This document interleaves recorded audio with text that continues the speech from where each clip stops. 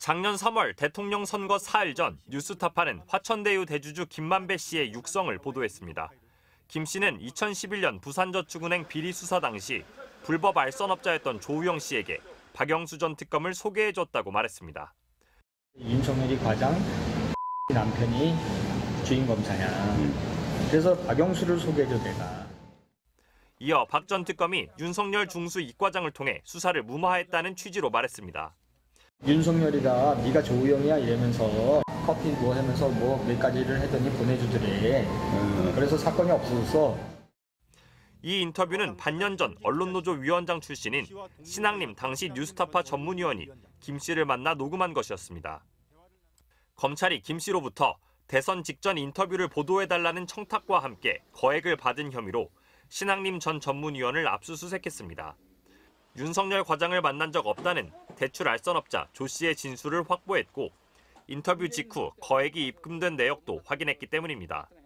신앙님 전 위원은 언론사 후배인 김 씨에게 녹음 사실조차 숨긴 채 대장동 의혹에 대한 설명을 들은 것이라고 반박했습니다. 또 언론, 재벌, 정관계의 혼맥도에 대한 책을 10년 넘게 집필해 극소수에게 고액에 팔았고 그 책을 처음 산 게 김 씨라고 주장했습니다. 형 제가 그걸 샀게. 책값이 굉장히 비싸다. 얼마냐? 1억 넘는다. 그래서 1억 5천만 원을 하겠다. 부가세는 별도. 이렇게 계약서에 적었습니다. 검찰은 신 전 위원의 휴대전화와 노트북, 혼맥도 서적 등 압수물을 분석한 뒤 조만간 신 전 위원을 불러 조사할 방침입니다. MBC 뉴스 정상빈입니다. 대장동 의혹을 수사 중인 검찰은 10여 년 전 부산저축은행 불법 대출 사건의 부실 수사 여부도 조사하고 있습니다.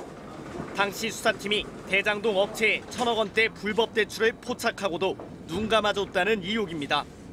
탐사보도 전문 매체인 뉴스타파는 대검 중수 이과장으로 수사를 책임졌던 윤석열 후보의 수사 무마 정황이 담긴 화천대유 대주주 김만배 씨의 육성 파일을 공개했습니다.